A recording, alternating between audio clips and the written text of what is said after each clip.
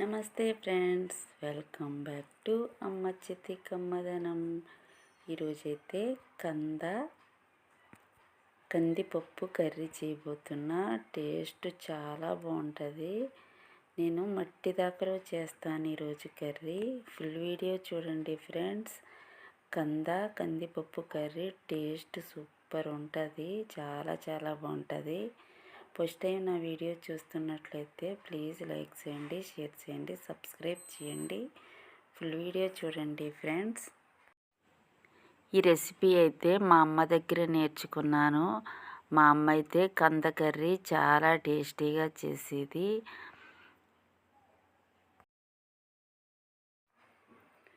ఈ కందదుంపతో అయితే చాలా రెసిపీ చేసుకుంటారు. ఉప్పు చేప కర్రీ, ఎండు రొయ్యలు, కంద కర్రీ, ఇంకా చాలా రెసిపీస్ చేస్తారు. ఈరోజైతే పప్పు కంద కర్రీ చేస్తున్నాను. ఈరోజైతే మట్టి దాకలో చేస్తున్నాను అనమాట. టేస్ట్ బాగుంటుందని. 1 కప్పు కందిపప్పు తీసుకుని నీట్గా 4-5 సార్లు వాష్ చేసుకోవాలి.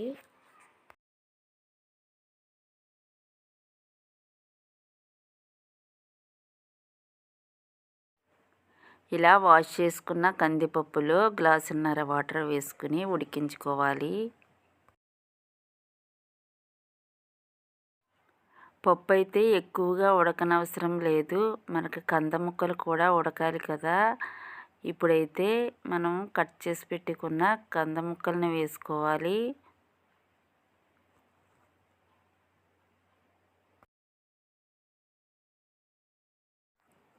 ఈ కందదుంపతో కర్రీస్ చాలా టేస్టీగా ఉంటాయి.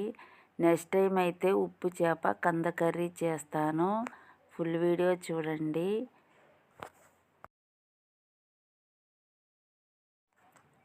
ఈ కంద ముక్కలన్నీ ఒకసారి ఇలా మిక్స్ చేసుకుని మూత పెట్టుకుని కుక్ చేసుకోవాలి.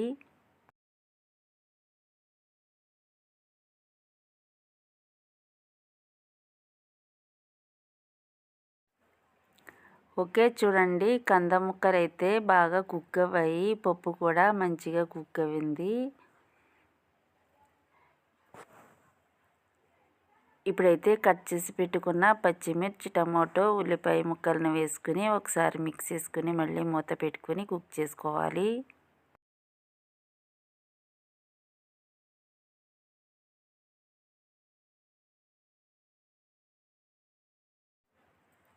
ఓకే, పప్పు కంద ముక్కలు అయితే మంచిగా కుక్ అవ్వాయి. ఇప్పుడైతే పసుపు, ఉప్పు, కారం వేసుకోవాలి.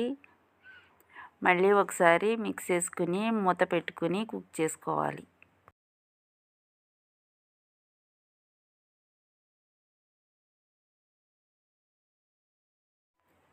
కర్రీ అంతా మంచిగా కుక్ అయిన తర్వాత ఇప్పుడైతే చింతపండు రసం వేసుకోవాలి. ఈ కర్రీలో అయితే ఈ చింతపండు రసం వేసుకుంటేనే టేస్ట్ బాగుంటుంది.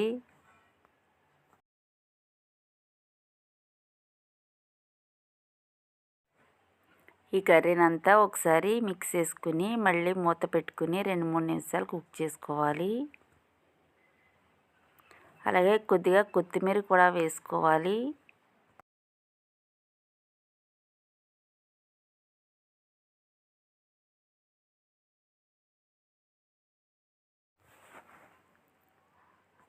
పప్పు కంద కర్రీ అయితే రెడీ అయిపోయింది. ఈ కంద ముక్కలు అయితే ఇలా ముక్కల్లా ఉంటేనే బాగుంటాయి అన్నమాట. మిక్స్ చేసుకుని కూడా చేసుకోవచ్చు. మాకైతే ఇలా ముక్కల్లా ఉండటమే ఇష్టం అన్నమాట కంద. ఇప్పుడైతే ఈ పప్పు కర్రీని మనం తాలింపు వేసుకోవాలి. తాలింపు కోసం కడాయి పెట్టుకుని 1 స్పూన్ ఆయిల్ వేసుకోవాలి. కొద్దిగా ఆవాలు వేసుకోవాలి. దంచిన వెల్లుల్లి వేసుకోవాలి.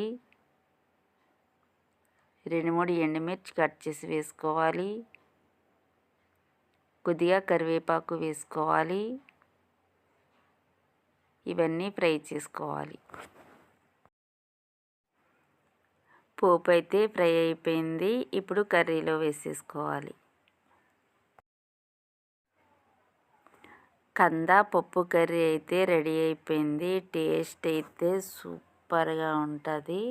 మా ఇంట్లో అందరికీ బాగా నచ్చిందనమాట. ఈ కర్రీ చాలా బాగా తిన్నారు. సూపర్ ఉందన్నారు. ఓకే అండి, పప్పు కంద కర్రీ అయితే రెడీ అయిపోయింది. మా రెసిపీస్ మీకు నచ్చినట్లయితే అమ్మ చేతి కమ్మదనం ఛానల్కి సపోర్ట్ చేసి సబ్స్క్రైబ్ చేసుకోవచ్చు కదా ఫ్రెండ్స్.